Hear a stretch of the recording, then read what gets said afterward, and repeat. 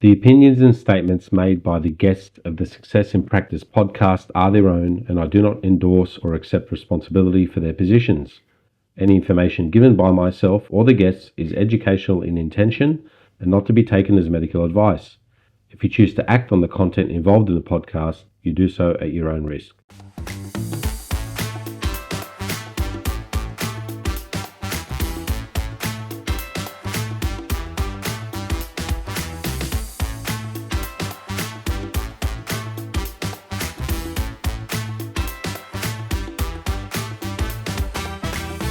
Okay, everyone, welcome back to another episode of the Success in Practice podcast. Today, I'm joined once again by Jon Marshall. Jon is an osteopath currently operating the Back and Health Clinic in Singapore. He's been a qualified osteopath since 2008, now running also Manual Medicine International. It used to be Manual Medicine Australasia, but now it's Manual Medicine International. Teaching dry needling to practitioners, and also bringing out some very good practitioners to come and teach courses from overseas. He's born in Sydney, Australia, moved to Melbourne at 8, where he grew up. Like I said, currently he's in Singapore running a clinic, and he's also developed courses in the area of migraine and headaches, which we will discuss today on the podcast. So I should officially welcome Adjunct Clinical Associate Professor Jon Marshall. Did I get that right? Thank you very much, Sammy. It's great to be back again, and having a chat with you as always. It's always fun. So I hope you find it interesting. Look, today's going to be a lot more fun because I think the first time we had a chat on the podcast, it was the first time we actually had a chat ever. Yes, it was. Yeah. Right, and since then we've had multiple chats, and we've caught up, and I've met you in Melbourne down at Lisa DiStefano's course at your invitation, and I think today's going to be a lot more fun because also after we got off that chat in the last podcast, we sat there and talked for another 15 minutes, and I think we were quite colloquial with our chat, and I said, this should be the podcast. Yeah. It's like an episode of Seinfeld, where they're just talking shit about stuff, and we looked at each other and go, yeah, this should be the show, Yeah. So hopefully today... There was probably some good things that the record button shouldn't have been on. So look, I've done enough episodes now that it's fine. I'm not really. I'm more interested in the reality and the truth than I am in watching out for people's feelings too much. But we'll try to be firm but nice. But anyway, mate, last time I saw you was in Melbourne for the Lisa DiStefano structural cranial course that you ran, and you brought Lisa out, and she did that course, and that was quite eye-opening for a very structural osteopath like me. Yeah. And so I really enjoyed it. I got along with Lisa. We shared very similar thoughts on osteopathy, and it kind of reinvigorated my own belief in the philosophy over the actual tool. And we've talked about that as in the osteopathic thought process and rationale being the real backbone of osteopathy rather than whatever technique you want to use. And since then, I've had multiple conversations with other very experienced practitioners who share the same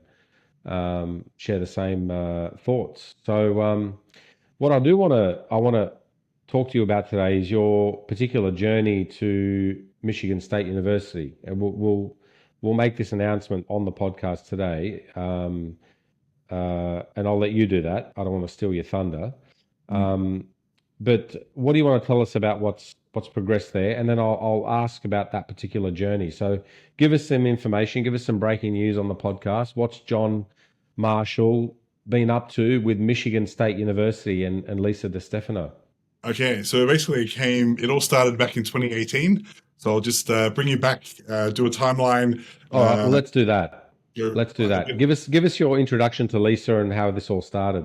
Yep. So I moved to Singapore in July 2018, and that was after a well-considered decision that probably could have been a bit more considered because I had a 2.5-year-old son and a pregnant wife when I left with no job. just a room in a podiatry clinic that I was going to rent. And I kind of failed my way to a relatively successful practice, or building a successful practice. I had an opportunity I was very interested in learning a little bit more about how to teach, I guess, structural technique.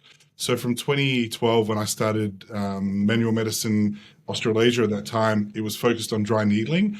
And the niche, that was kind of a niche I carved out at the time. But I was more interested in being able to teach manual therapy. So I was very interested in MET, HPLA, and I kind of looked around at other universities around the world and just seeing where these courses were taught. And I had a friend, Keiichi Hagiwara, who I teach with in Japan, and he said, "Why don't you go to Michigan State?" And I didn't know that they had a program, but actually they have a continuing medical education program. So the DOs in the States need a CME, so it's our same as CPD. And so Michigan State has been holding these courses since I believe, the late 70s, if I'm not wrong, initially taught by Dr. Philip Greenman, and a whole, the luminaries of the Michigan State University College of Osteopathic Medicine. So as most people know, Dr. Greenman wrote Principles of Manual Medicine. Yeah. As you know, it was our Bible at university pretty much. Yeah. And MET in particular, when we learned it at RMIT, this is in 2004, 2005, was pretty much based on that model, the Mitchell model, Greenman model, and that was the foundation that we learned. So that was I was very interested in MET and thrust technique in particular, HVLA. And just by chance, I moved to Singapore, and for some reason, I thought Singapore was closer to Michigan than from Australia. So I just thought it would be more easier to go there from Singapore. And I had some time, so I decided to sign up for it was a myofascial introduction to myofascial release. And I got there, it was in East Lansing, which is about 2-hour bus ride from Detroit. And it's wherever you go from, especially from Asia, it's probably 28 to 32 hours door to door. So you get there and you're pretty cactus for a few days, but it was just so exciting to be on that campus. And it was taught by Lisa DiStefano, Dr. Lisa DiStefano. And I'm quite embarrassed to tell you, and everyone listening to this, that I didn't know who she was. I had the Greenman, the 3rd edition, and she wrote the 4th edition. And I heard her speak, and it was amazing. No notes, or just there was some PowerPoints, but she just spoke so passionately. She was really engaging, articulate, and I was just like, wow, who is this lady? And after that course, it was a 4-day course. I think it was 28 hours of myofascial release, and it was mind-blowing. And they have a series where physiotherapists can join. I'm getting ahead of myself, but I'll tell you a little bit about that in a sec. But there's a whole series of courses that they can do. So they're offering a certification in functional manual medicine. So what that means is it used to be solely for the DOs.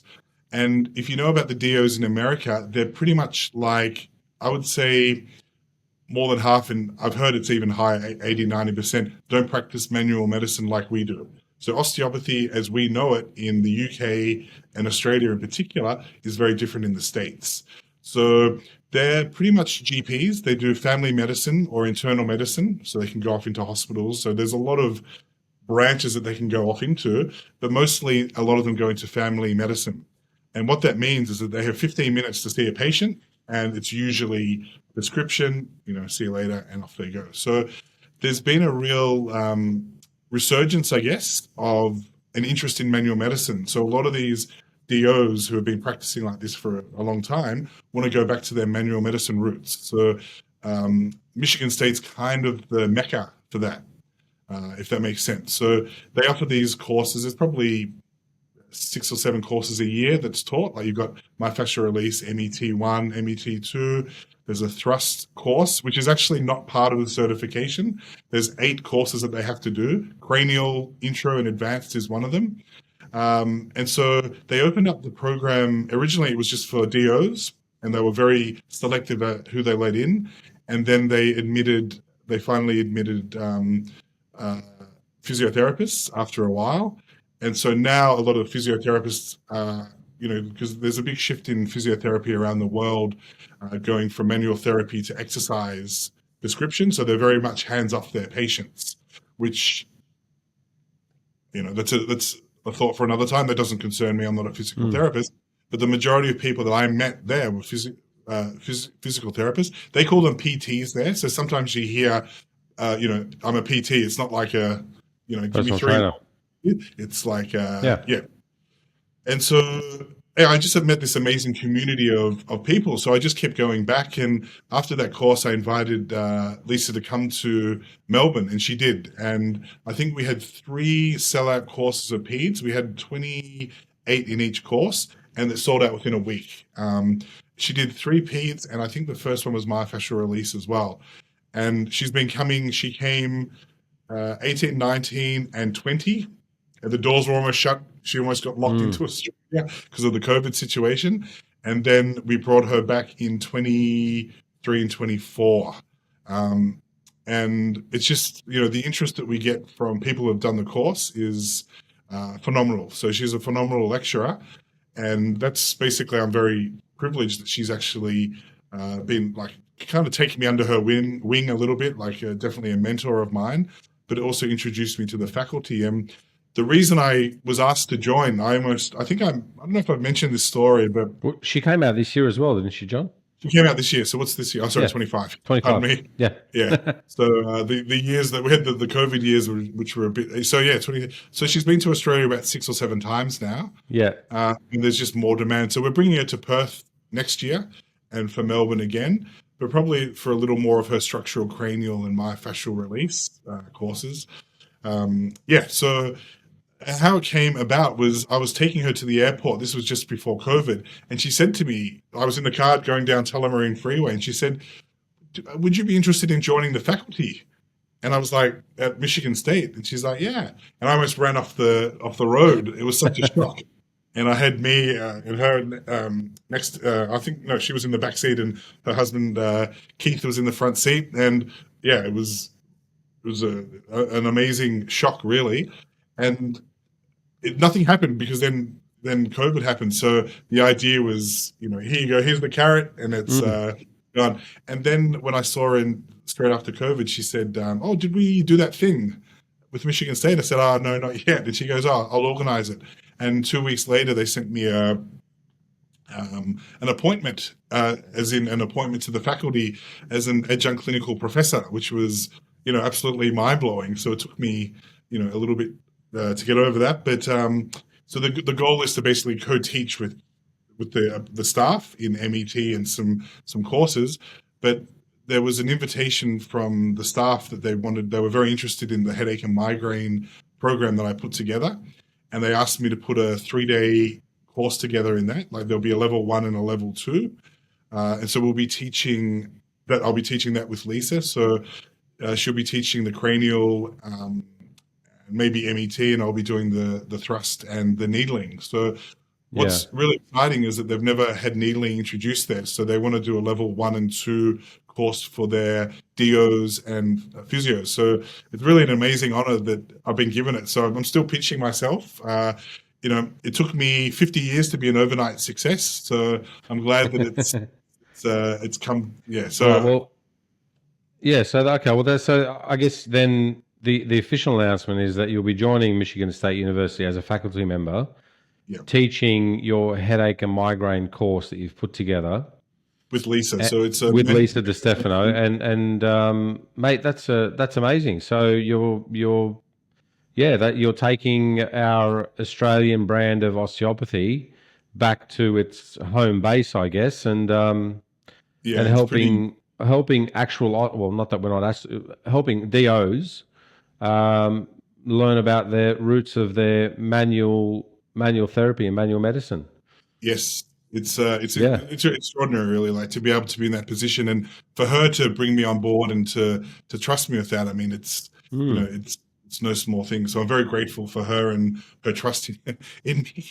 But I think it's exciting. It's kind of they want to reinvigorate their program a little bit. So these are 2 new courses that they'll add. So it's pretty exciting, obviously. So yeah, Yeah, I'll keep mate. you updated how that's I going. think also she would have, knowing Lisa, and the short conversation I've had with her, but I remember sitting and having lunch with her, and she's very, I guess, committed to the osteopathic philosophy. You Yes, know, she's right down that path. She understands osteopathy. She understands its roots and what it means to be an osteopath. And I guess from what I understand, she's probably looking for somebody that shares the same values that she does. And if she's yes. found that in you, mate, that's a fairly big honor. So that's Well, good absolutely. and Yeah, well done. I'm hoping that it's the right John Marshall she was after. So I'll stand it. No, it's really an amazing honor. But there's a lot to live up to. But that's exciting as well. I've presented this course in Melbourne before, but we've it's going to be fine tuned a little bit, and yeah, I'm excited to see where we can take it. So it'll be using the latest things that I learned at University of Copenhagen, going through my Masters of Headache Disorders program. So it's all evidence based. We have all that there, and yeah, ready to roll it out. So it's pretty So exciting. you're gonna join a fraternity, mate? Get some frat parties under your belt before you go over there. Well, What's going on? this is for continuing medical education. So it's like a visiting lecturer, basically. Yeah, So right. I'm based in Singapore, but I'll be there. But You'll it's have never to too you'll late. have to get your beer pong. You'll have to get your beer pong game sorted out before you go over there. Exactly right. But I do have to say, there's something really magic about. I mean, I was lucky. I went to RMIT in Melbourne, so it was a very, very countryside. It was, a lot of trees. It was really nice. But Michigan State, it's just beautiful. It's just rolling lawns, and your typical what you think about a very patriotic American university. They're right into their Hmm. sport. The Spartans, it's a university town. So when there's a football game on, there's a real kind of Yeah, everyone gets cool. behind it and puts their stuff on. So yeah, it's really cool. Yeah, you'll get to experience a bit of Americana, as they say. But the DOs, it's very interesting because my sister-in-law is actually my sister-in-law as of a month ago is actually a DO, Yeah. and went into internal medicine afterwards. She's an extremely knowledgeable uh, doctor, and now she's Mm. gone into hair transplants. So as an osteopath, she's gone to work in hospitals, done amazing in internal medicine, but she can also do surgery on the hair, which is Wow. kind of crazy. And she just said that their manual medicine knowledge is that Right. Right. compared to us. So Yeah. So I guess okay. Well, mate, once you go there and you sink your teeth in a little bit, it'd be good to get you back on the show to give us some insights into what thank they you. know or what we can learn off them and what they can learn off us. And I think that'll be a really good experience for you. And I'm glad to see what you're going to bring back to Australia with what Me you've too. learnt over there. So that's Yeah. going to be good. And mate, I know you've got a really good reputation for bringing great courses to osteopaths in Australia, and this is just going to make it even better. So yeah, if any people listening out there who are looking to upskill and get better at what they do, the courses that John's offering is going to be they're world class, and so and this is just a testament to that. The fact that someone like Lisa has said, "Hey, John," just tapped you on the shoulder and said, "You think you can add something to our Michigan State University?" So we're talking about somebody who's authored Greenman's Principles of Manual Medicine, who's worked with Philip Greenman. For Yeah. someone like that to give you the tap and say, come and help us improve our course, that's a great honor, mate, and you should be very proud of yourself. Yeah, and I'm very, very thankful. And she's really impressed with the level of osteopathy in Australia. Is the hands-on. She said from the beginning that she can tell that there's a lot of experienced practitioners here who have good Mm. hands. As an osteopath, that's probably the best compliment you can ever get. So I Yeah, think the and Australian model is it's robust. It's we yeah, our training. We shouldn't. I was there was a comment on the OA uh, page a little while ago. I think it was last week, talking about DOs and the yes. title. And Well, the I title mean, of doctor. No, we're talking about I'm the not in title of Australia doctor. anymore. Yeah. And so I have no skin in the game. But to be registered in Singapore, I need to be an APRA member. So I have to have a current registration to, show that I'm legit here. And so, we can use the title of doctor in Doctor of Osteopathy in Australia. A lot of people shy away from it, almost thinking they've got imposter syndrome or something. I think Mm. anything that gets us a seat at the healthcare table, we need to do anything we can. And a lot of people, I don't know if they feel they don't deserve the title or it doesn't mean anything, but I'm a strong believer that we should push to, when I go there, it's like Jon Marshall M.OST, so everyone's like, Mm. what's most? Or, and, I don't refer to myself as, in practice, I just say doctor so people don't think I'm a massage therapist. I know people have Mm. different views on it, but I think we should be proud of our education and how, we've got close to 1,000 clinical hours. The WHO has in 2010 in Geneva made for osteopathic education, you need a minimum of 1,000 clinical hours. And we have probably over 4,000 hours over 5 years of subjects, and Mm. I don't think we should shy away from it. It's something that I think we should push. And if you don't want to use it, then that's fine. A comment was that like, MDs get annoyed at us using the title, and it's just like we shouldn't think about them getting annoyed. It's like we want to impress ourselves onto the allied health scene, and Mm. I'm 15, 20 years behind you in this country here.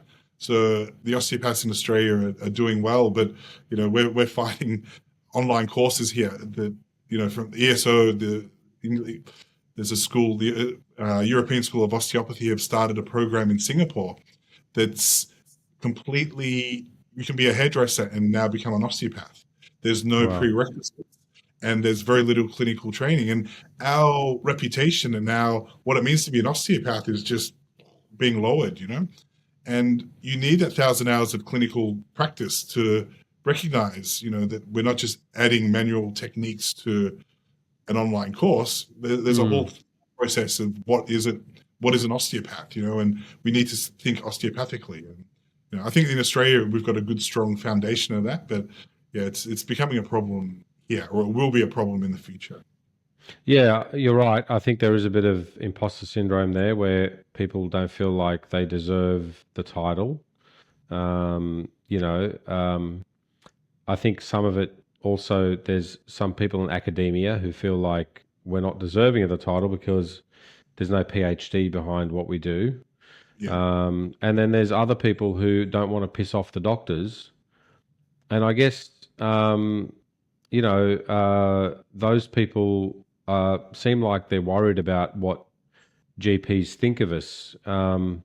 very little. And They don't even know very much little about. anyway. Like it's not. I don't get what's going on. Like I'm not understanding. And it comes back to this whole thing about having a seat at the table and making sure that we get a few extra dollars out of Medicare.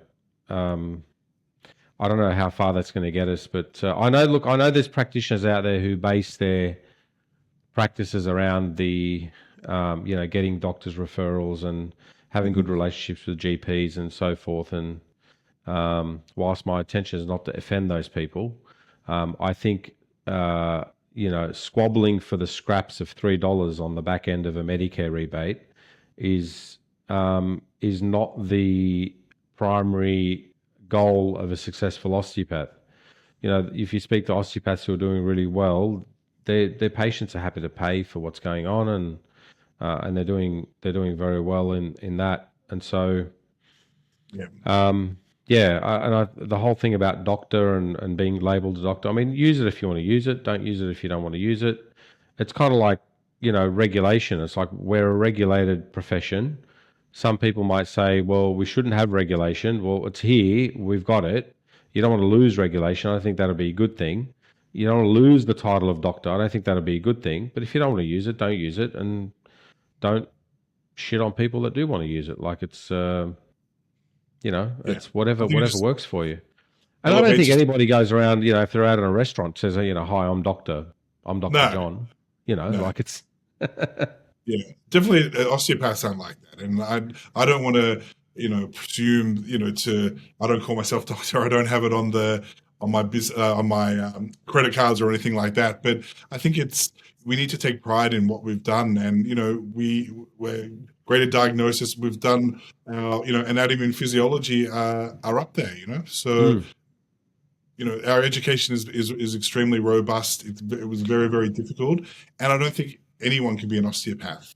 And there So, has to how do be. you think, given that you're in Singapore, and I guess you can comment on this, how do you think we should deal with the DO title versus the doctor title? I know that it might be an idea where instead of, I know now that if you call yourself, we sign off on an email and you say Dr. John Marshall, in Australia, you'd have to put osteopath in brackets. I think that's fair enough. Yeah, And that's fair enough. There's nothing wrong with that. But I don't think yeah, why you can't put DO in brackets and have that, or just put DO, yeah. John Marshall DO, right? That would, Historically, the DO is in London, so there's a lot of English practitioners prior to the mid '80s. I think it was a diploma of osteopathy, hmm. but so they used DO. It was like Um, that here too in the in the 80s yeah, and 90s when education was diploma based and college based. yeah. Um, so yeah, I mean, I don't know. If some people have said that using DO doesn't suit our particular Australian climate, so we can come up with something else.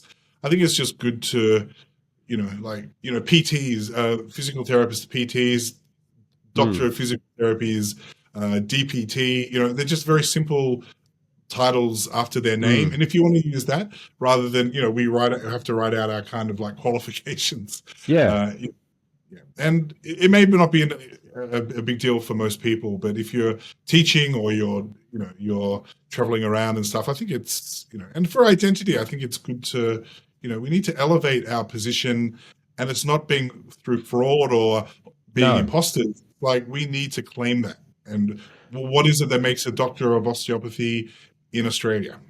Hmm. Yeah. No. Definitely. And that's a conversation needs to be had. And if they came up and said, "Listen, we're gonna let you use the word. Well, you got to use doctor, but you have to put do on the end of it." I think that's a very rational move. It would Yes. obviously give us identity Yeah. and if an MD saw it, if a medical doctor saw it, they would say, okay, where there's a clear differentiation there um, between them and say a GP. Yeah. Um, and so that wouldn't be something bad. I guess if It regulators are also listening puts to all this, it the wouldn't be a it bad also thing puts to all do. the osteos on an equal playing field, as in some people have a bachelor and a master's, some have a double Mm, bachelor. It's the same thing. We're equally qualified, but I think, maybe it's looking into it too much, but that can be a little bit confusing too. So I just came up. Why I'm talking about this is that I get asked, it's like, "Oh, you a DO?" And it's like, no, not as you know it, mm, but what is our most? And it's like mm, M.OSD. And so I just said, in Australia, it's a 3-year bachelor, 2-year master's, and then we can mm. call ourselves an osteopath. And for most people, that's all you need. Like, your patients don't care. Um, No. your patients don't care. They just want to know if you can fix them and help them with their problems, I guess. But Yeah, right. So, John, tell us, mate, what's going on over there in Singapore now with you? What's the landscape like over there? How's osteopathy kind of coming so along we've got there? a big, yeah, we've got a big problem. Well, I don't know if it's a problem. It's something that's come up. Uh, the ESO, which is the European School of Osteopathy, have moved their, how you'll be delicate. They're reaching out outside England to other countries. So you've got Denmark, you've got a few other countries, and they selected Singapore. Now, the Denmark model is interesting, is that they must be a physiotherapist or an OT, but they definitely have to have a background in manual therapy or Mm, manual medicine. And then they have a 2 or 3 year master's that they add on to their existing physical therapy knowledge, and then they can call themselves an osteopath. And I know this because one of my good friends, Hannah, who I studied with, is the head of the European. She's the head of the European Osteo Association and the Danish Osteo Association. But in Singapore, they've gone straight because we're not regulated in Singapore. You can get a diploma. There's some groups that come here and teach a 3-day diploma in osteopathy. Oh my God. So it's a trademark. So you can have a diploma in osteopathic technique with a TM around it. So you're getting massage therapists now because of no regulation. So Yeah. regulation is fantastic because, you need to, you need to have a standard. And especially when we're dealing with, spinal pathologies, it's not just a rub and a crack if you don't have adequate case history taking ability, not, it's usually straightforward musculoskeletal, but they don't have that, I'm guessing, that diagnostic background. And it's all about the TikTok, the crack, the getting out of your patients. So it's strangely, Singapore is quite regulated in many areas, but in this area, physical PTs, physical therapy, and OT are the only allied health professionals here. Podiatrists, chiros, and osteos are still, on the fringe. Yeah, right. Their model is basically an online delivery system, and then they may go to England for 2 weeks a year and have lecturers come out here. So it's a little bit of boring because we don't know if the standard is going to be there, and to be an osteopath. Well, I guess, I mean, given that Singapore is not regulated, you could technically be an osteopath by just grandfathering your way into it. You do to get for a Singaporean you could, but to work here we need an employment pass, and so the Ministry of Health, and they have a Ministry of Manpower. We have to submit all your qualifications, and then so they understand what osteo is. It's just not officially regulated yet. So, right, but that's for you as an outsider, I guess, as an Aussie living in Singapore. But if you were a Singaporean person, that he could just come and work with you. You could teach him all the. Yes. He could spend 5 years working with you, learn about osteopathy, and in fact that's how it was probably mostly done back in the day.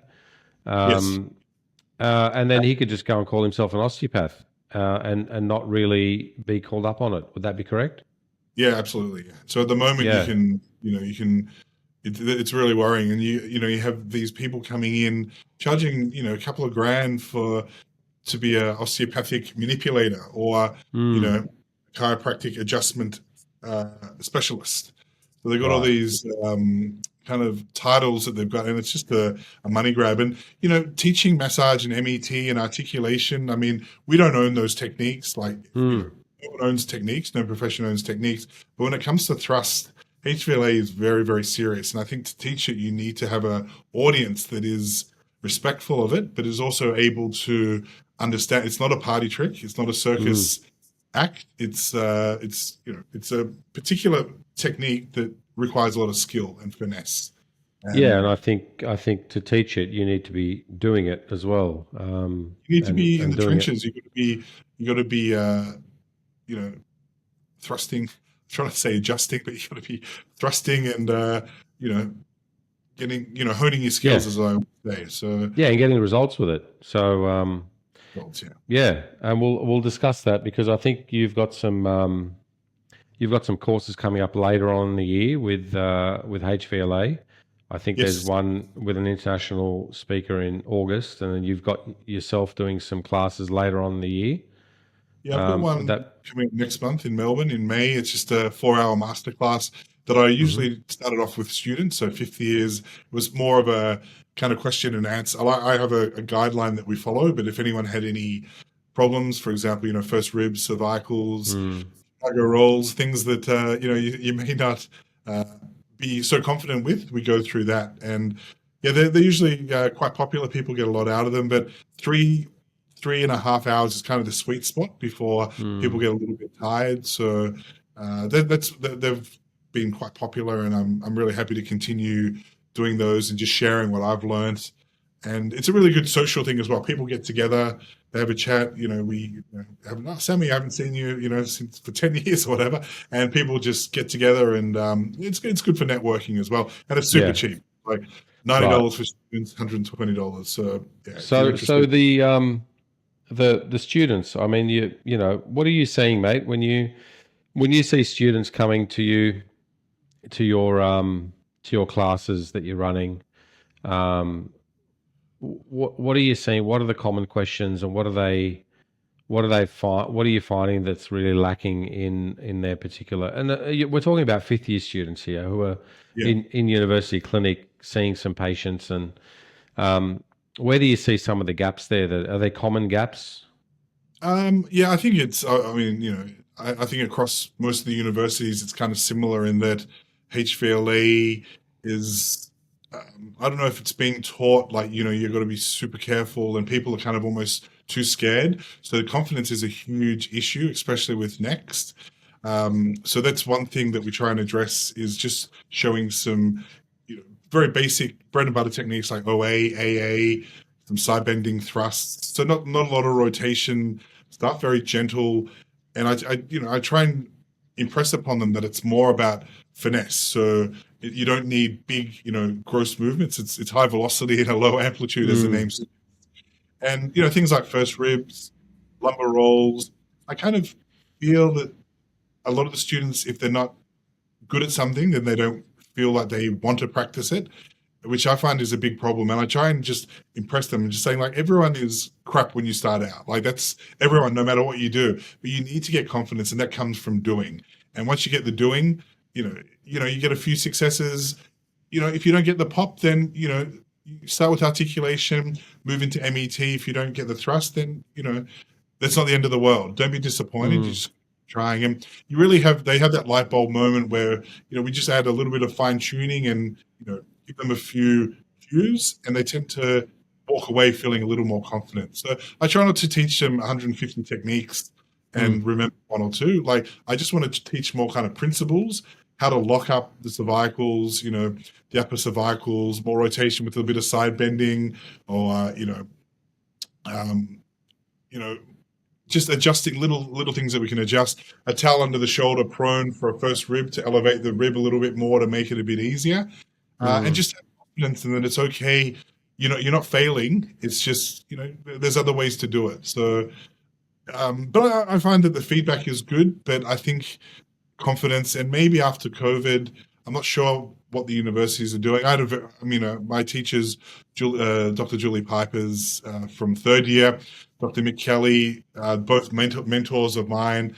I picked up techniques from other practitioners along the way, and it's just about making the technique yours. I think that's probably the most important thing, whatever you do, whether it's counter strain or you need to understand the fundamentals and then learn the theory, but then transfer it into your hands, I guess. John, did you ever get to observe either Mick or Julie practice? No, not in practice. Right. No, I had received treatments from them, yes, but Right. not actually as a student at that See, time. I wonder how, and I want to try and get both of them on the podcast to have a chat. But I wonder how often they were using that technique on a day-to-day basis. I assume it would be very often, Yes. almost in every treatment that they did.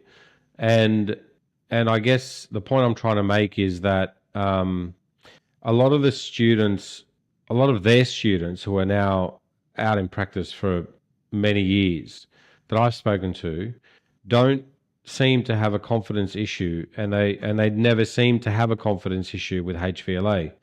And you mentioned that confidence has been a big thing, and I think a part of that is not just about the person that's learning, it's also about the teacher that's teaching. Because if the teacher that's teaching can exude confidence that if they do it this way, they will get through it okay, they'll be fine. They might need to fine tune. But if the person who's in that classroom is looking at the teacher and they can see that the teacher has a very successful practice built on the backbone of good HVLA technique, is applying it every single day, has applied it consistently and gotten results with it consistently, and has done so over many, many years and over many, many patients, that's really what you're looking for in a teacher. Hello, everyone. I'd like to take a quick moment to thank everyone for watching and listening to the podcast. If you have received value from this episode, the kindest thing you can do for me is to like, share, follow, and subscribe to the channel on whichever platform that you are listening on. If any of the conversations have resonated with you and you feel that I can help elevate your practice, you can find me at successinpractice.net. That is, the Success in Practice program can be found at successinpractice.net. The Success in Practice program is the signature program that takes a practitioner who may be struggling with retaining patients. They may not be certain about building effective treatment strategies, and they may feel somewhat anxious and doubtful about what they are going to do with a patient. And they are not really accelerating in the real world of private practice. It takes this practitioner and it turns their careers right around to the point where the patients have an effective diagnosis and a real treatment plan that they can take home. Patients are happy to book in multiple sessions with you and they are confident about your abilities. And more importantly, you now have direction and are confident about your own abilities. The program streamlines how you operate as a practitioner. Guys, you should have been taught this at university, but you weren't. You may have been practicing for the last few years thinking there has to be a better way. There has to be a more effective way of engaging with patients and getting them results. Well, there is. And this is what the program delivers. Go to successinpractice.net and check out the options available to you. See where I can help you easily grow your patient list and finally earn the rewarding income that you deserve.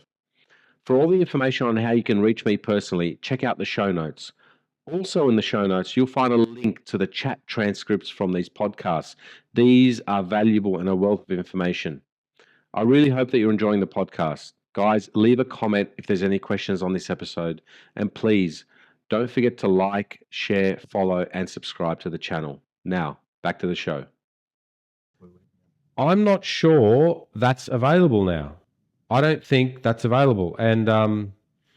And if anybody wants to come on the podcast and tell me otherwise, I would be very open to hearing that. I know who's teaching HVLA at RMIT, and I'll be releasing that episode of the podcast with him very shortly. I think in the next couple of weeks. That's Dr. Azruddin. So I think he teaches it now. He's an academic. He's got a PhD, and from my conversation with him, he worked, I think, 2 days a week for probably less than 10 years, and is currently only working a couple of days a week, where there's not much application of HVLA, and yet we have him teaching HVLA at university. When you compare it to somebody like Mick Kelly, Peter Green, I was taught by John Abdullah, you compare it to those people who were seeing probably close to 100 patients a week, day in, week in, week out, for 20, 30 years before they ever got into the university structure. It's going to create a different student, right? And when people listen to this episode that I had with Az, we agreed on many points. That's probably the only thing that I would disagree with him on, is that I think that the people teaching techniques, especially osteopathic techniques, they should be doing it day in, day out. That should be something that they do all the time, and they should be able to, show a track record of getting results with that technique, right? And I guess his response to that at the time was that, there's more to teaching than just doing the technique. There's the technical aspect of teaching and there's the administrative aspect of it. Now, all this kind of stuff you can help the person that's teaching with, but you can't take somebody who doesn't do HVLA on a regular basis, but is great at the admin side of teaching, and then fix up their HVLA. You could fix up the admin side for someone that does great HVLA. So it doesn't make sense what's going on. I don't know what's happening at SCU. If somebody wants to come on from SCU and have a chat to me, we had somebody scheduled in, but unfortunately they had to cancel, and we haven't had a chance to have someone on. But if someone from SCU wants to come on and tell me otherwise, I'll be happy to listen. I'm not sure what's going on at Victoria University. I'll contact Gary and have a chat to Gary and and see what's happening there. Yeah, And then I this think you're leads me right. to my point, Yeah, is that students feel like there's gaps there. I mean, you're seeing it and they're not stupid, students aren't silly. If they know there's a gap there, they're going to look for people like you, John. They're going to look at your course and go, it's bloody $90. I'll go there and I'll want to learn. So when I get out of uni, I know what I'm doing. And so that should be something that should be encouraged, I think. And I'm not sure that it is. you would And think so. so, do you have any thoughts on that, John? Do you have anything you want to tell me about that? Do you think students should be attending your courses and getting another perspective or a complementary perspective? I don't think you're going to say anything that's different to what the universities are teaching, but I think you're going to complement what they're doing very well.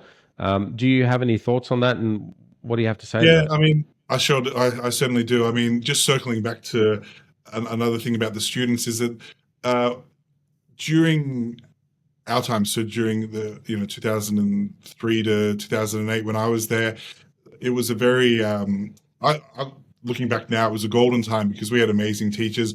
Mick Kelly and, as I said, Julie Pipers. Mick Kelly was teaching that course for 18, probably 20 years maybe, but he was in full-time practice and he would come to the university. He had two or three. He'd do HVLA, like for an example, for a Tuesday, but he was a full-time clinician, and but he was a very technical teacher. So this is the setup, this is why we do it, but a master of his craft. And that was it for me. That was inspirational. I mean, Hmm. we weren't allowed to do any HVLA until third year. And what that meant was like, we'd do MET and we'd have a joke, like, oh, you wanted to give it a thrust. And they'll be like, you'll be kicked out of the course if you do that. Like, it Yeah. was really quite a serious. So like, if you mess around with these techniques, you're out, So it was very, you didn't have the privilege of being able to, manipulate a neck until second semester in third year, for example. Hmm. These are the people that are doing it day in, day out. So I try and tell the people that come to our courses that just to inspire them a little bit and just say, look, you really need to get study groups. You need to practice as much as possible, and really develop a love for it, I guess. Like, it is an art. Coming back to your question again, I mean, I've had this problem quite recently that was a little bit shocking to me. Like, I had some staff members of a university telling me that my courses were crap. I didn't know this lady who said that about it. And dry needling, you don't need to do dry needling. Don't do any other courses until you leave university. We don't endorse that, which I kind of found was really strange because none of our lecturers at uni would ever say, don't do a Hmm. course. You're forbidden to, like, they wouldn't even, like, Well, to no, they used to bring people in to do the courses. My exactly. experience was that they would bring people like you like yourself, John. They would bring people who are practicing and doing Yeah. something that produces results in practice. They would bring them in on a weekend, and we'd turn up on a weekend and see these people who are masters at their craft and Mm. become more inspired. Now, I'm not blaming the universities for this because I think the students have to take some responsibility too. That when something is put on for them by the university, they need to turn up. They can't prioritize other things over it. Yes. But definitely, we were never told not to do something. We were always told go and expand your knowledge.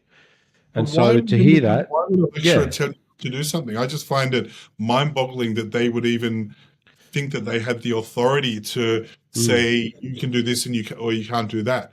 Now, I don't know if it's because they feel that what we're teaching isn't congruent to what they're doing, which is ridiculous because this is not a course that I've been teaching a year.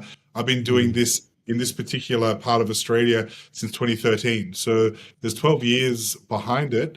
And the person that said it about me, I've never met her. I did try and take it a little bit further. Just I wanted to find out, and it was all uh, she wouldn't have said that. So you don't have it. Not that I had. I was just a little bit miffed about mm, why. You know, why are you haven't done my course? Why would you criticize it? We should be helping each other rather than saying, this guy's shit or whatever.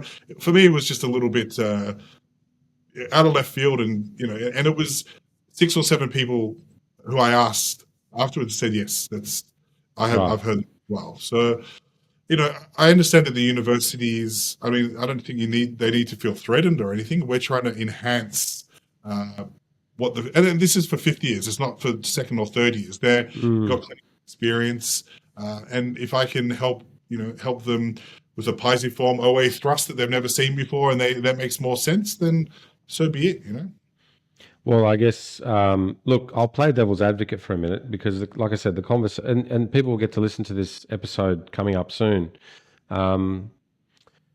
Actually, by the time that your episode airs, John, they may have already listened to it. Can I just say, I'm not naming and shaming. I'm not saying where it was, who it was anymore. I've let it go. But I just find that, just to quickly add something, that we need to be more professional in how we deal with, even with students, because the students who you're teaching now, in 2 years' time, they're your colleagues. Yeah. And we're the same. Yeah, no, and like I said, by the time this episode goes to air, I think the episode with the head of RMIT would have aired, and one of the questions I asked him was around this particular topic, and he said that it was going to be a very unpopular opinion. His answer was unpopular, and he actually agreed that students shouldn't be doing outside courses. He didn't like it that students did outside courses, and that's the head of the program. And I'm not.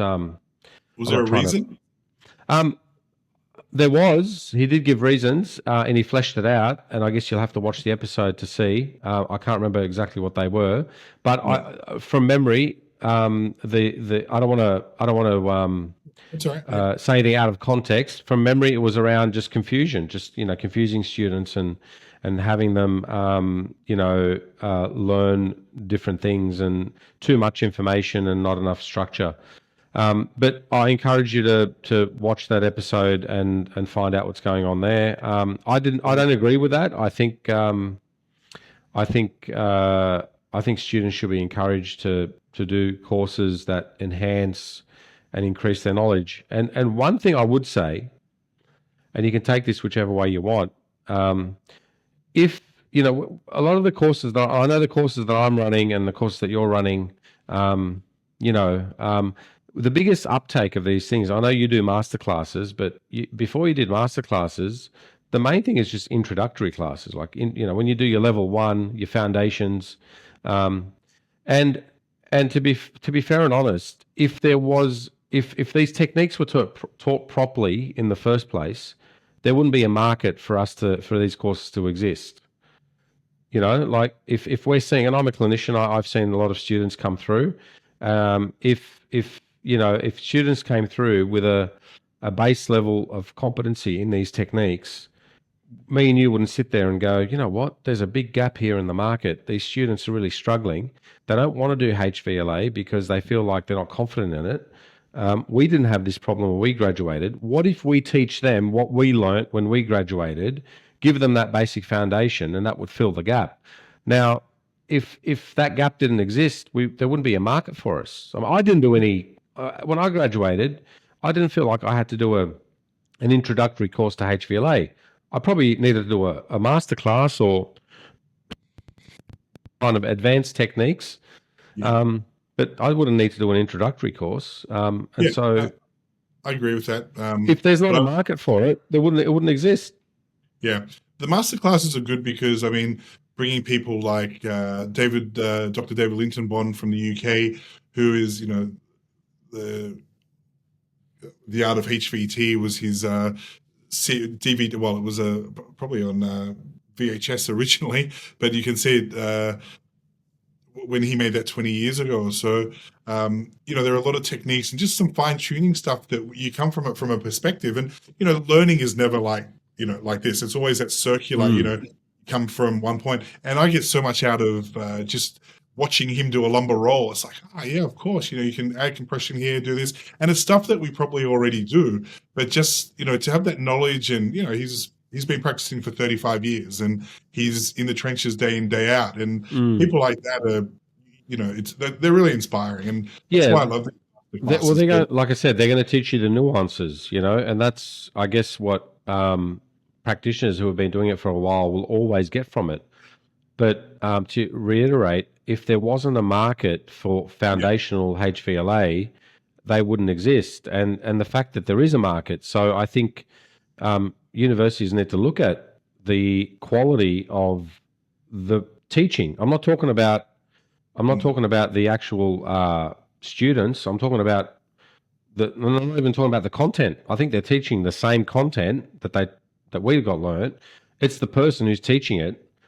If they're not applying it day in, day out and getting results from it and rinsing and repeating and doing it well, then I'm sorry, they shouldn't be teaching that technique. And the proof is in the pudding. If we're seeing students now that are graduating and their technique isn't where it should be, then we need to see why that is. And if the universities aren't going to change, well then, John, thanks for your help, mate. We should be going to you and saying, Mm. help us fill in these gaps. So, yeah. Yeah, I haven't got any emails recently from them, so I don't know if it's going to happen anytime soon. But Yeah, I mate, I don't know. I mean, it's probably going to be an area of contention, and I'm sure people aren't going to agree with me. I'm sure people will probably listen to this episode and say, well, he just likes to, you know, bag out on you. I don't want to bag out on universities. I'm a product of the universities, and I want them to reclaim, I guess, some of the quality that existed. And I kind of feel bad also for the I guess the people that are heading up these programs, because they have a lot more to deal with these days in terms of getting educators. I spoke to Ann Cooper on the show a couple of times, and she described her experience at university when she was teaching as kind of like the wild, wild west. You know, it was in the beginning. It was in the late '90s, early 2000s, where the evidence based mob didn't really attack you with such ferocity, and you mm, can come to university and really say whatever you wanted to say. And so having that environment of free speech and really good conversation, you could talk about the talus affecting the sacrum, affecting the right shoulder, that kind of thing. And I guess that maybe those conversations aren't being had now. And I feel bad for the head of the programs, because they have to hire not just based on the competency of the person who's teaching in their field, but also their capability to teach, the ability to administrate, their capacity for technical, online stuff. yep. All these kind of things come into play, and so I guess they have that to deal with. But that's fine. It's all well and good. But then don't go and discourage students from wanting to seek out extra knowledge. Yeah. You know. And teachers teach. They need to teach, but they also need to inspire. Osteopathy it's an amazing art, it's an amazing science, but you have to be passionate and inspire people. Yeah. And I think that's a big part of it. Like, and I know plenty of academics and plenty of teachers who are absolutely amazing people, as in very Mm. inspirational in what they do, how they stay, how they carry themselves, and they never bag other people or No. basically look down or say don't do this, don't do that. It's just like they just go about being confident and inspiring people, and that's what I'm trying to do, and I know that's what you're trying to do as well. So Yeah, no, the people that are out there inspiring others, they've done it. Like, they know it works. They've been there in the trenches. They've treated. They've gotten people better. They haven't just graduated, and maybe done a couple of years and then boom off to university to teach. yeah, I really enjoyed my chat with Gary Fryer. As much as I was during that conversation wasn't. I guess I didn't. Uh, wasn't happy with the direction of, I guess, the way osteopathy was going in universities. I mm, still really respected Gary for the fact that he's an osteopath that's been in the trenches and treated and knows the historical aspect of osteopathy, and so you've got to pay respect to that. yes, But I really don't want to see, and it doesn't really matter what I want, but I mean, it's my show, I guess I'd like to say this. I really don't want to see, people just going straight from university into academia. I don't think that's healthy for osteopathy. mm, Um, but who yeah, knows where the future's taking us? yeah. No, I agree with that. I think it's not, it's not easy, but they're conversations they're not easy conversations, but they're ones that we need to have and at least acknowledge and see what we can Mm. do about it. So I think it's great to get that point of view and just see if there's anything we can do to help. Yeah, I hope that there's a platform also for this kind of robust conversation. It's not a conversation that's, I guess, going to please everybody, and nor should it. I think anytime you have a conversation where you're trying to keep everybody happy, you're not really saying what's on your mind and what you really feel. It's like if you say something and there's 10 people in the room, you're probably not going to upset somebody. But if there's 100, you're probably going to upset two of them. And if there's 1,000, you're going to upset at least 50 of them. Yeah. And so I guess the more osteopaths we engage in this conversation, you're going to find people that are going to be polarized on either end of the conversation, and that's okay. And we need to have an area and a platform for free speech, obviously respectful, but we need to also just understand that we need to have this conversation. I'm not sure it's being had. There was something that I wanted to talk to you about and wanted to get your input on it, and that's I guess there's always talk about remuneration and pay, and I guess having associates and what you should pay them, an employee versus contractor.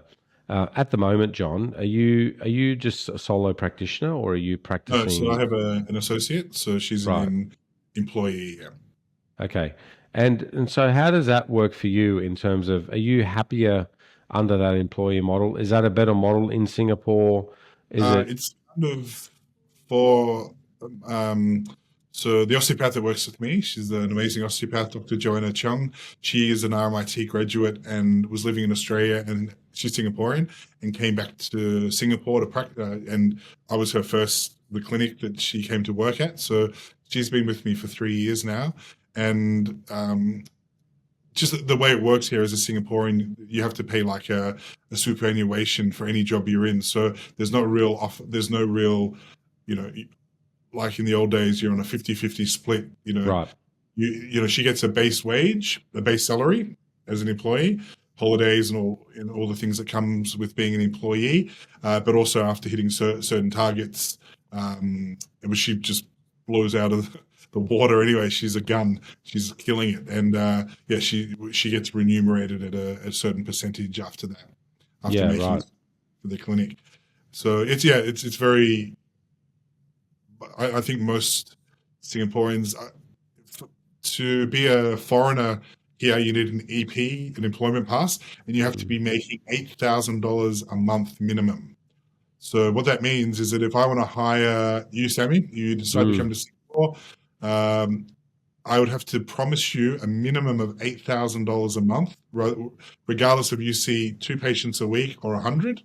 Right. And then, so it's not easy. A lot of people ask me, like, do you have any jobs going? And I love to, we're getting to the stage that we may be able to do it soon, but it's quite difficult. There are a lot of barriers to So what you're overcome. saying, to get that employment pass, you have to be making $8,000 a month.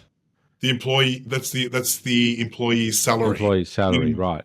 So I have to make that plus. So I have to get $2,000 a week. Yep. The Singapore dollar is a little bit higher than the Aussie dollar, but it's a gamble. So if they're only seeing 2 or 3 or 10 for the first couple of months and 20, like, you're going to make that shortfall. You're going to take a massive loss. Yes. Yeah. And so does that include you as well, John? Like, for you being a foreigner, does that mean that you have to tell the government that you're making at least $2,000 a week?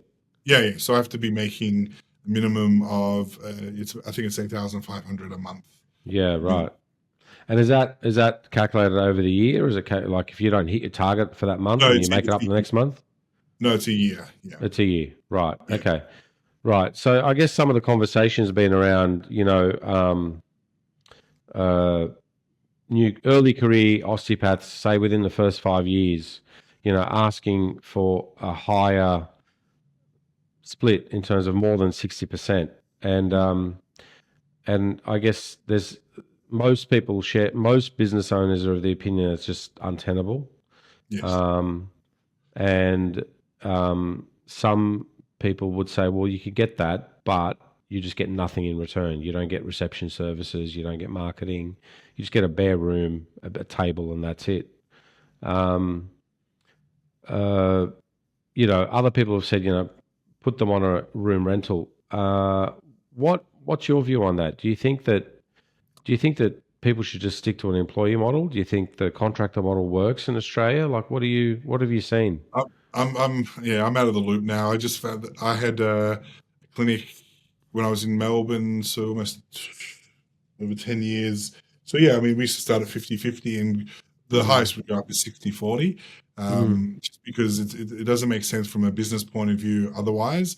And a lot of, if you're just working as an osteopath and you're not doing the admin, you think, I brought in $4,000 this week, so, you feel that that's yours, but it's like, there's a lot of that $4,000 that you brought in with expenses and stuff. It's actually a lot less, as we know. There's, yeah. huge amounts of rent. Like my rent's just gone up here. I'm paying from $4,000 a month to $6,500 a month, and that's a lot of patients that I have Mm, to see, that we have to see before we break even. And you know, I've had a chat and we understand we're on the same page. I'm very transparent of this is what we spend on marketing. I don't need to do that, but sometimes I guess people may feel a little more entitled that now they're making, they've had an opportunity to work under you, for example, and they've gotten busy because of you, that they begin to feel mm, that a little more entitled, I guess. And I saw the post, I think it was a 70% split. I mm. mean, I I think you have to be upfront with people. I think up to 60% is okay if they're doing well, but it doesn't make sense. It's just like, I'm going to teach you as much as I can. You're going to come out, with as much knowledge and, as much as the principal's knowledge as possible. There's, Yeah, well, that's important. 70%, I might as well work for you. Well, that's exactly what it is, that you are working for them, and Yeah. So, for example, to me, it's ridiculous. I mean, I would just politely just say, look, this is the ceiling. mm. I don't know how the different models go. If you make over a certain Well, amount, then well, one of the things I think that came out, and I'll get your view on this, is that if your associate is seeing around 80 or 90 patients a week, then probably makes a bit of sense to just put them on a flat rate and let them keep the rest of it. You know, yes, yeah, that's probably a better way to do it. Just put them on a flat rental. And I know I've tried to do that in the past, and the person's kind of said, well, no, because then I've got to guarantee that rent. And if I want to take a holiday or I want to do this, I'm like, well, that's my position. I've got to guarantee the rent too, you know?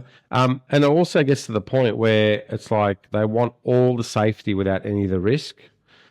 And when that happens, I think you just have to cut them loose and say, look, it's probably best you go out on your own. this also comes from. I mean, most practitioners don't have a realistic. When you graduate, you don't have a realistic expectation of what is waiting for you. No one really tells you Mm, about this stuff until you get out. And you study for 5 years. If you were doing a comparable, amount of study, like doing, uh, you know, law or accounting, which is less, but then you did a master's, you go straight up on a good salary.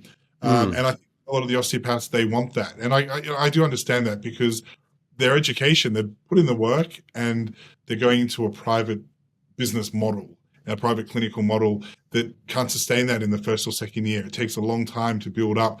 And the money, it can be very lucrative later, but it's definitely, the trajectory is very. It's not like that. It's very slow, and I think maybe people don't have a realistic expectation. mm. The other one is that they want a salary that's guaranteed, and I understand that as well. I mean, it is scary sometimes. You have busy months and you're on top of the world, and other months where you're twiddling your thumbs. That can happen, and that is scary. A scary proposition of being a clinic owner sometimes. That Mm. it can be cyclical. It can go up and down for whatever reason. It hasn't happened too much, but I've had times where I'm just like, wow, But I chose this life because I get to go over. It's a life. It's a choice for me because I get to do other things that also Mm. can derive income from. But to answer your question, yes, it's very difficult, and there's a process that you need as a graduate to. It's like an apprenticeship. We've spoken about this before. You Mm. need to. Your 5 years at uni is great. You know, you got the ticket to the train, and now you get on and you're good to go. So, but it's the Yeah. journey that you would take. You know, So to get. what are some realistic? I mean, I want to ask you this, and some people might have a bit of a kind of like an arbitrary answer or an answer that's a bit vague, but I want you to be as least vague as you can. Mhm. What are some realistic targets for an Like if I'm an osteopath, I've graduated, and I have ambition to. I want to earn 150 grand a year, because especially if I'm working 4 to 5 days a week, uh, I'm a little bit ambitious, and I want to at least make that kind of income. What kind of target should I be looking to aim at in the first, say 3 years of practice? Like, in terms of, and let's be quite, direct with this, like, patient targets. How many people a week should I be looking at seeing? What should my capacity be, and how should I be growing that capacity? Yeah, I mean, I'm going to be vague just in that it's hard to, depends on firstly your demographic. Where if you're in Melbourne, then it's a little more difficult, as you know, because a lot of graduates come from Melbourne and they want to stay there, and it's a lot harder. If you're going to Sydney, where you need osteos, that's probably patient numbers are probably, you'd be what, 30, 40, 50 maybe. I'm not sure what you charge. We in Singapore is a In little terms of more week? expensive. No, well, yeah. I mean, I don't know what Well, you. let's base it around. Let's say I mean, we'll just. I mean, I charge more, but some people charge less. Let's base it around $100 a week, $100 a consult. Yeah. You know. So So what? I mean, if I'm looking at earnings, say within 3 years, and this is doable. It's not unachievable. If in 3 years I want to get to say 120 to $130,000 a year in earnings, um, what should my targets be looking like? What should I be looking at in terms of expanding my patient well, numbers? firstly, to get there a little bit quicker, you're going to have to be charging more than $100 a week. $100 Not a a session week. is no, sorry, $100 a session Yeah. is. I don't know if people still charge that in Australia, do they? I don't know what the prices are. Yeah, some would. Yeah, some would. Yeah, well, I think that's depending on the demographic. Of course, you know there are a lot of variables here, but I think it's too low. You do need to increase your value, and you bring the value, you bring the service. And I Mm. think a lot of new grads, when you first come out, it's like, well, this person's $120 is a lot of money when you're a student. So we have to get out of that mindset of thinking, how is my patient spending their money? Is none of your business, And Yeah. that took me a long time to learn. It's like, you know, half an hour treatment, I would, if I had time, would go to 45 minutes or sometimes an hour even, and it'll be the same price. Whereas my associate taught me like, no, we need to increase the prices, which we should do anyway. But I like to think of it as giving them value and giving them service. And, if we're going to go 45 minutes and that's going to be more, they know that, but it's like, if you need multiple regions done, then we're going to charge accordingly. So I think it's kind of shifting the narrative of what we're worth as well, because at $100 you're going to have to be seeing, well, 40 patients is $4,000. How much is the associate getting out of that? Mm. Are you getting half? Are you getting? Well, let's say I they're don't know. getting half. They're saying that's $2,000 a week. But $2,000 a week to see 40 patients is a lot of effort, I would say. And that's just me. I wouldn't do that myself. I should look at my own figures, because it's probably what I get after expenses. Now my rent's gone up, but I put up my prices accordingly, because it's, we need to work smarter. So you're saying if you're seeing 40 patients a week and that's 40 patients a week, I'm assuming it's a 5-day work week. So that would be about 8 patients a day. Yeah. So that's 8 to by 10 no, patients. that's not working hard. No, but I mean, that's like maybe coming out first, 6 months to a year or so. Yeah. And Would so, you do and it that's if you base it even on a 46-week work year, that's 90 grand. Yeah. Like, that's not bad for No, it's not doing. bad. So, yeah, I know what you're saying. They need to understand that. Yeah, and Yeah, I see. that's I know what you're getting at. I just find yeah. it's a hard I mean, you're question, not because far off that 120K mark now. yeah, So, getting out in the first 6 months, getting to 40 patients a week should be really what you're aiming at, and then building upon that and getting to 60 patients a week within, 9 months to a year, and then getting to, 70 or 80 patients a week. And now you're in some serious money. And now you can go up to your principal and say, hey, I want 60%, and they'll give it to you. But I think that's a conversation you need to map out with your associates when you start. Like, this is where we're going. I think you're upfront with them and that you're working together, and it's not just you're just working for me, but no, we're working. Your hard work is going to take you to somewhere you want to go, and how are we going to do that together? And I think having that relationship and being upfront and honest is what you got to do. And if there's any problem, most slights or most miscommunication issues and dramas people have is because they haven't communicated properly, and it's something that isn't even an issue, but it becomes something more and more. So I think communication is super important, and there's anything that they need to discuss, I think you need to be open to that. But definitely having a clear goal where to go is super important. Hello, everyone. Just a quick break to give you some information on where to best find me. The first place is the private Facebook group called the Successful Practitioner Pathway. I've set up this private group as a place where practitioners can go and get tips and advice on how to best accelerate their practice and improve their clinical practice skills. The second place to find me is at successinpractice.net. That is where the Success in Practice signature program is housed. You can find more information about me and how I can best help you achieve success in your practice. So, the two best places, the private Facebook group, the Successful Practitioner Pathway, and successinpractice.net. I will link to both those places in the show notes. So for more information, please see the show notes. Now, enjoy, and back to the show. And also, I think you said earlier about inspiration. There needs to be an inspiration there that those goals can be achieved. I think a lot of graduates now are under the impression that, if I get to 40 or 50 a week, that's very, very good. And even a lot of business owners now are really happy with people who are doing that. They're just happy with people who are doing 50 a week or 60 a week. And, I think we need to just lift the game a little bit in terms of, if you are ambitious and you want to earn a bit more money, you need to have the capacity to see more people. Yeah. That's a time thing, isn't it? That's being more available. That's working, 9 till 6, 9 till 7. And a lot of people, honestly. Well, it's also investing in yourself, John, and doing these courses that you offer and that I'm offering, and upskilling, so that a treatment doesn't take you 45 minutes, and it takes you half an hour, or it takes you 20 minutes. Yeah. And you can get done in 20 minutes what used to take you 45. And now you can see 2 patients instead of 1, and you become a lot more efficient at that. So, you got to, that money that you might make initially in the first year or 2 years, you might get to 100 grand and go, wow, I'm making 100 grand. I'm only 2 years out. Take 10 of that, 10 of that, and put it back into yourself. Reinvest it back into your skill set, and then that'll keep you going as well. And that's not just in osteopathy, that's in business in general. You need to reinvest back into yourself.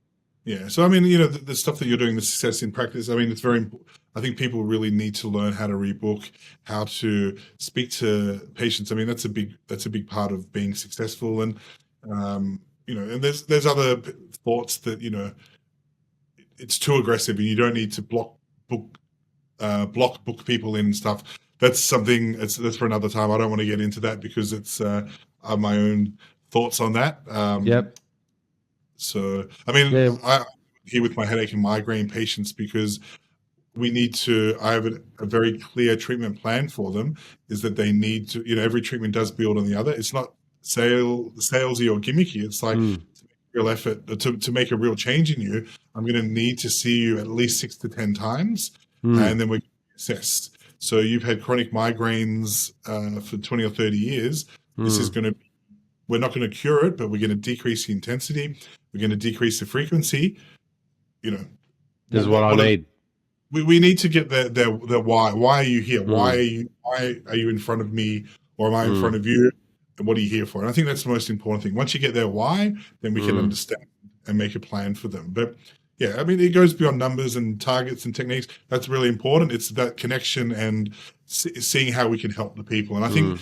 shift that way of looking at it. And one of the greatest lessons that was taught to me is like, don't assume their financial situation. Don't assume how they spend their money.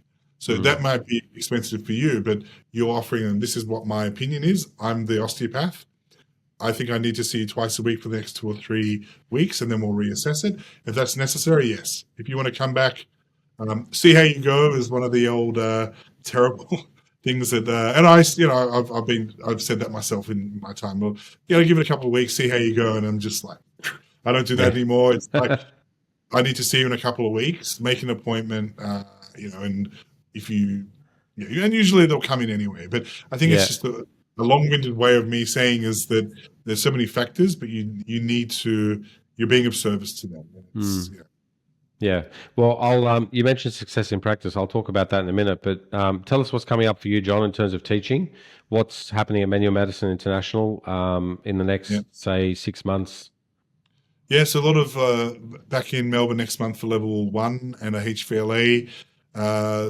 We've got a level 2 in July coming up. David Lintonbon is doing a HVLA masterclass and a TMJ and headache course. Mm-hmm. So that'll be in August. I'll be teaching with him in London in July. He's hosting me for a headache course. You're never a prophet in your own country, so it's easier Yeah. to go to another country. It is. This is my second time to the UK. We're doing a 2-day masterclass in headache and migraine, and I'm doing a level 2 dry needling course, which is awesome. So that's at the British College of Osteopathic Medicine. If anyone's over in England in August, it's going to be a great course. It's the same course I'll be teaching with Lisa DiStefano in the States, but just a little bit modified. And who else? We're looking at Dr. Ed Goring from. He was one of Dr. Jones's disciples in counterstrain. He'll be coming to do a level 1 and a level 2 of counterstrain, which has had massive interest in that. So it's going to be really exciting. He was a co-author on the introduction to counterstrain technique by Dr. Lawrence Jones. So it's an incredible opportunity to have him in Australia. It's not Chinese whispers. Sorry, I shouldn't say that. It's not coming from another person. It's all, this is what my teacher, my mentor taught me, what we worked on, we developed it for 30 years. So that's really incredible. And I think there's, the counterstrain movement's getting really popular. There's other courses that are like fascial counterstrain that's super popular, which Dr. Saeed Hassan is doing a great job teaching. But I've always wanted to bring Dr. Ed Goring out. So that's the about to OG. be, that's about to be announced. So, and lastly, there's a certification of advanced dry needling that I've put together. So basically, if you've done a level 1 and 2, then there's 4 master classes which they're 15 hours each, but half of it is online modules. So we do, for example, lower extremity and hip is one workshop.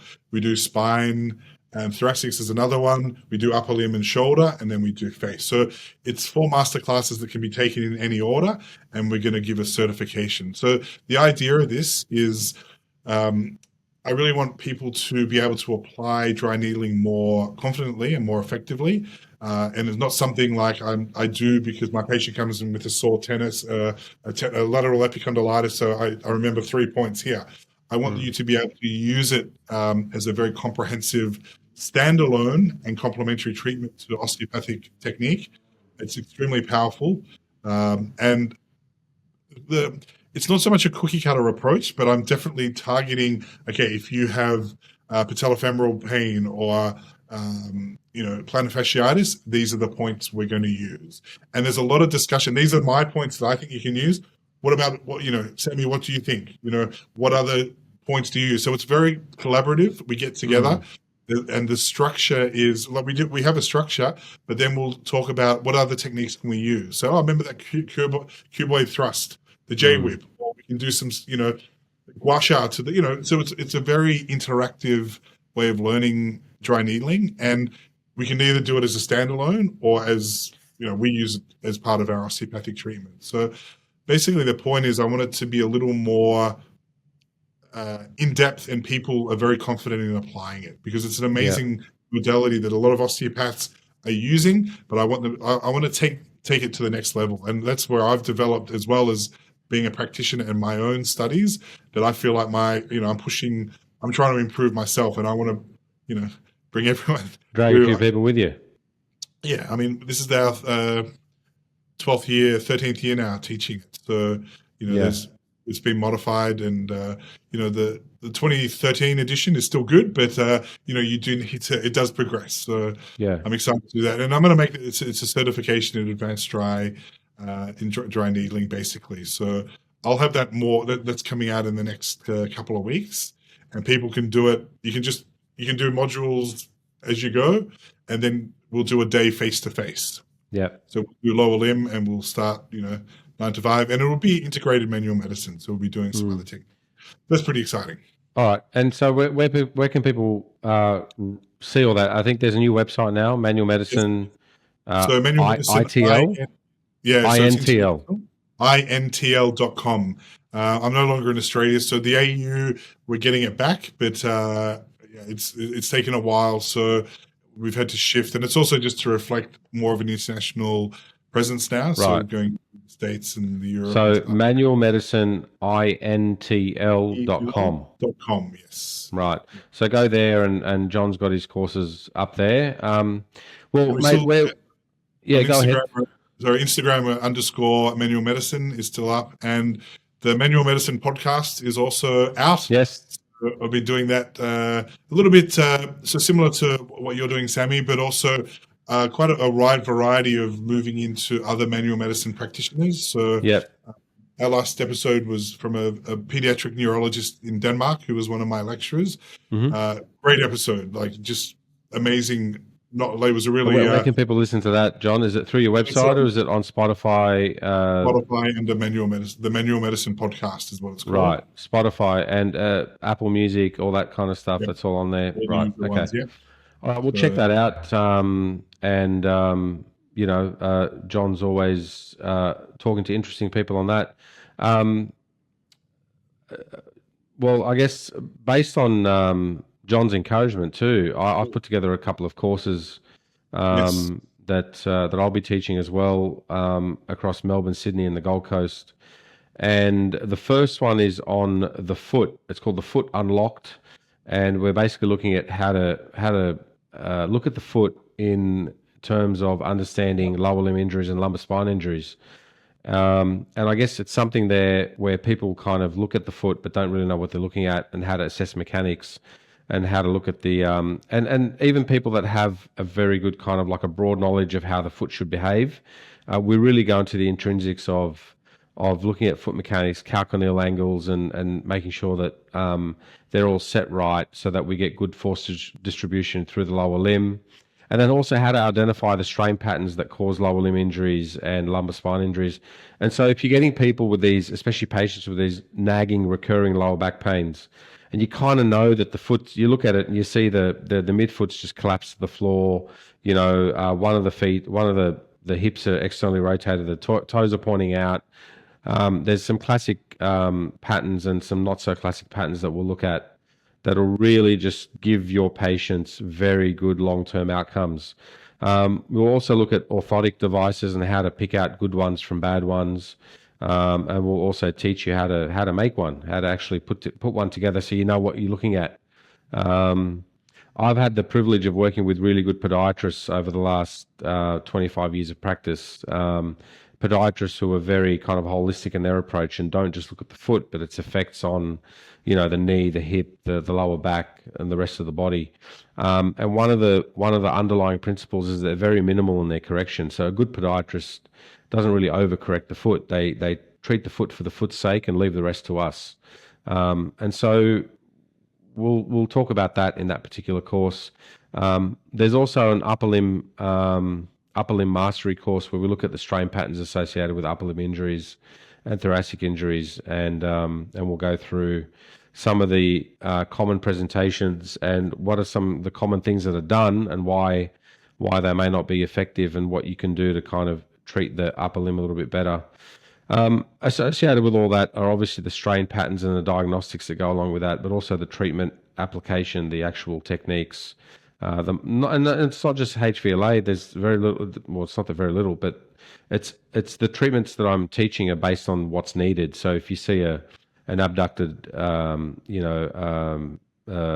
forearm, a posterior radial head, an anterior radial head, an anterior scaphoid, how to treat those, how to treat the associated tissues as well, and the straining of those tissues. And so we'll look into a lot of different treatment modalities for those. And so that's coming to Sydney, Melbourne, and the Gold Coast. I think we'll be in Melbourne on June 7 and 8. In Sydney, back in Sydney here, June 21 and 22, and then up on the Gold Coast on July 12 and 13. And so you can find all those courses at successinpractice.net /face-to-face courses. I haven't really advertised too much yet, but by the time that this episode goes to air, there'll be a lot more adverts on there. But basically, we've just advertised through our mailing list, and we've had really good uptake so far. So I'm hoping that those courses will be sold out, and we'll get to kind of share some knowledge. And like yourself, John, I'm quite collaborative, so I'm hoping that other people will teach me as well. I think it's a good opportunity too, just for anyone interested to see how an experienced osteopath works and see what they do. And there's always clinical pearls that you get that you don't get out of books or get out of textbooks or notes. Sometimes just spending time with people and asking questions, ask a lot of questions, and I think it's exciting. The things that I'm teaching in the courses are very like practical things. Like they're things that have helped me grow my practices. I treat a relatively higher volume of patients, so I use this day in, day out with anywhere between 150 to 200 patients a week, and so I often, well, not often, I sometimes get the criticism that that's not osteopathy. You can't treat that many people and be osteopathic, but you can. You can only treat that many people by being osteopathic.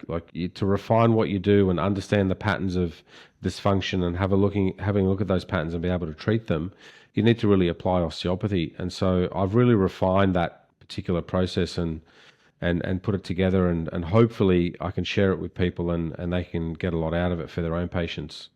So that's the idea, and I want to thank you for that, mate, because it was based on your encouragement. It's good. Yeah, so I think we're going to do something together, and I feel like we are still doing something together, which is good. So I'm blessed for that. So thank you very much. I wanted to acknowledge you in that, because you were the person that said, "Hey, you should teach this," and so here we are. And this is a good example of, like you said before, we should be really encouraging each other and building each other up, and looking at building each other's buildings, not tearing anyone down and saying this person's not good, or this person, you shouldn't be doing this course or that course. I think we should be really helping each other out. We're a small profession, and we should really be looking at encouragement and not discouragement. So John, I want to thank you for being on the podcast again. I know you've had a big day today, so thank you for doing that. And for everyone, this will be the end of the podcast. John, stay with me. Everyone else, as I record this, we've just gone through Easter, so happy Easter to everyone, and thank you for listening. Thanks for having me, Sammy.